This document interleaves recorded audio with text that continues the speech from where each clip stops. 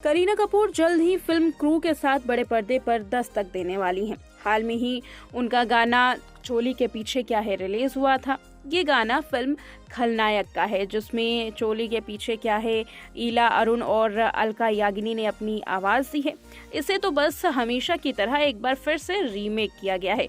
बॉलीवुड में इन दिनों गानों की रीमेक करने की जो प्रथा है वो काफ़ी चर्चाओं में है। कुछ लोग इसे पसंद करते हैं तो कुछ लोग इसके खिलाफ जाकर आवाज़ भी उठाते हैं। इसी लिस्ट में एक और नाम शामिल हो गया है इस गाने की ओरिजिनल सिंगर ईला अरुण का। दरअसल इस गाने को नया लुक दिया गया है। इसके लिए इन्होंने नए गाने में ईला अरुण और अलका याग्निक की रिकॉर्डिंग का इस्तेमाल किया और साथ ही नई आवाज़ के तौर पर दिलजीत दोसांझ और आईपी सिंह नजर आए।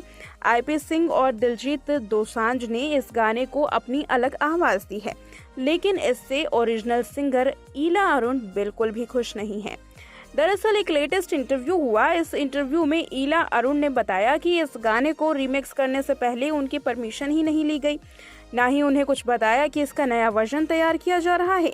बस ईला अरुण का कहना ये था कि जब नया गाना लॉन्च होने वाला था उसके महज 5 मिनट पहले कॉल आई कि गाना लॉन्च कर रहे हैं।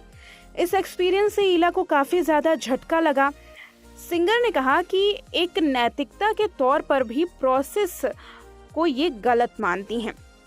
सिंगर का कहना है कि वो म्यूजिक लेबल टिप्स के साथ अच्छा रिश्ता रखती हैं। अगर उन्होंने इस गाने को लेकर के अपनी मंशा पहले बता दी होती तो वैसे भी वो इसको लेकर मना नहीं करती। एक खास बातचीत में ईला ने कहा कि मैं उन्हें वैसे भी मना करने वाली नहीं थी, लेकिन नैतिकता के तौर पर उन्हें मुझसे बात करनी चाहिए। जो इसके ओरिजिनल आर्टिस्ट हैं उन्हें एक इन्फॉर्मेशन देनी चाहिए थी और ये मुझे बिल्कुल भी अच्छा नहीं लगा। ईला अरुण ने आगे कहा कि जब ये गाना लॉन्च होने वाला था तब उसके 5 मिनट पहले मुझे कॉल आई और मुझसे मेरा आशीर्वाद मांगा गया। अब कॉल पर मैं आशीर्वाद देने के बजाय और क्या कर सकती थी। मैं तो उनसे ये तक नहीं पूछ पाई कि इस गाने के नए वर्जन बनाने से पहले आखिर उन्होंने इसकी इन्फॉर्मेशन उन्हें क्यों नहीं दी।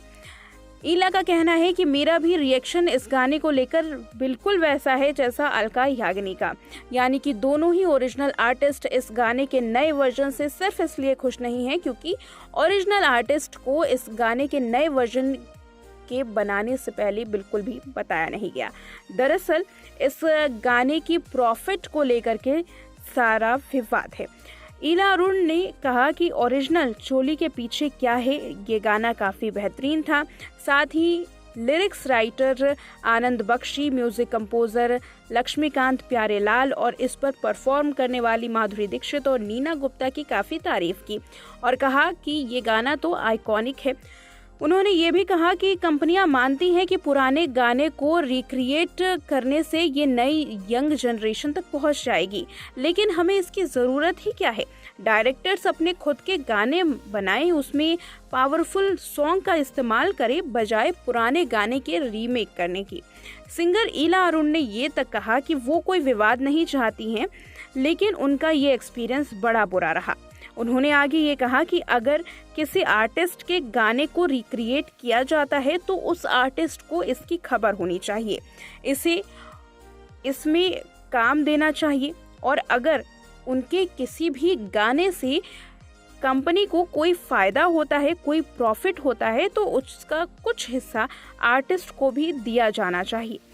बता दें कि चोली के पीछे क्या है ये गाना ही सिर्फ इस फिल्म में इस्तेमाल नहीं किया गया, बल्कि ईला अरुण का गाया गाना घाघरा भी इस फिल्म में इस्तेमाल किया गया है।